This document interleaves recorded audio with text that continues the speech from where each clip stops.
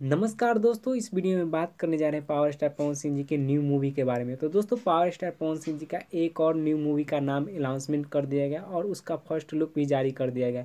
आप लोगों के मोबाइल के स्क्रीन पर दिखाई दे रहा होगा न्यू मूवी का फर्स्ट लुक, जिसका नाम है धर्मा।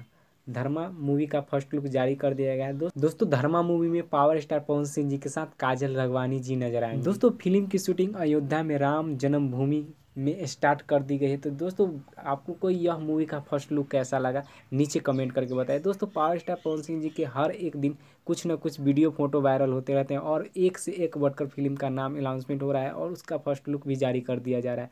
दोस्तों, काफ़ी बड़ी बड़ी बजट की मूवी होने वाली है और एक से बढ़कर एक है। काफ़ी सब मूवी का नाम अच्छा है, काफ़ी ज़बरदस्त नाम और दोस्तों, कुछ दिन पहले पावर स्टार पवन सिंह जी का एक और मूवी का फर्स्ट लुक जारी किया गया था, न्यू इंडिया।